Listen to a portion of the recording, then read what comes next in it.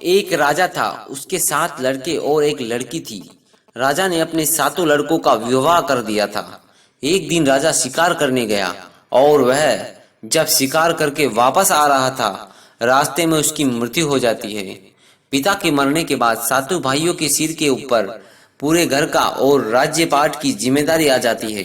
एक दिन 7 भाई काम के सिलसिले में बाहर जाने लगे। सभी ने अपनी पत्नियों से बोला कि हमारी लाडली बहन का अच्छे से ख्याल रखना और इसको किसी भी चीज की कमी नहीं होनी चाहिए, इस बात का पूरी तरह से ध्यान रखना।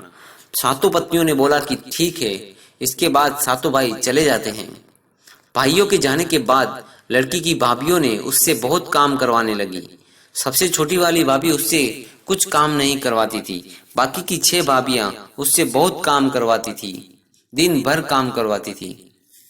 एक दिन की बात है, शाम हो गई थी। बड़ी वाली भाभी ने कहा कि जाओ जंगल से लकड़ी काट कर ले आओ। तो छोटी बहन ने रस्सी मांगी।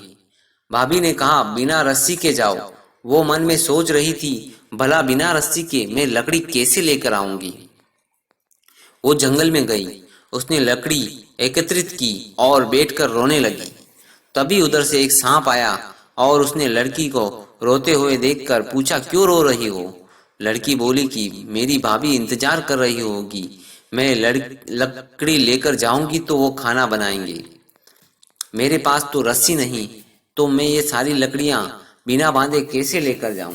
सांप ने बोला कि बस इतनी सी बात, मेरे ऊपर लकड़ियां लाकर रखो।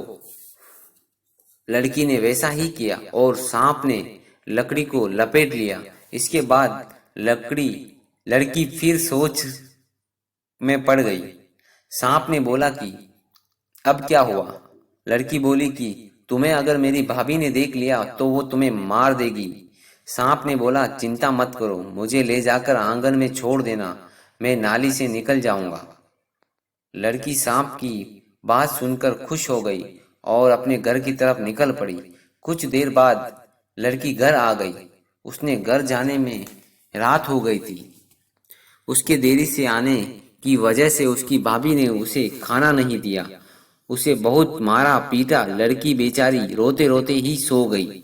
फिर अगले दिन उसे एक चलनी दिया और बोला कि जाओ पानी लेकर आओ। लड़की नदी के किनारे जाकर पानी भरने की कोशिश कर रही थी, परंतु सारा पानी नीचे गिर जा रहा था। वो वहीं पर बैठकर रोने लगती है। तभी अचानक एक मेंढक आया। वो लड़की को देखकर पूछा, क्यों रो रही हो।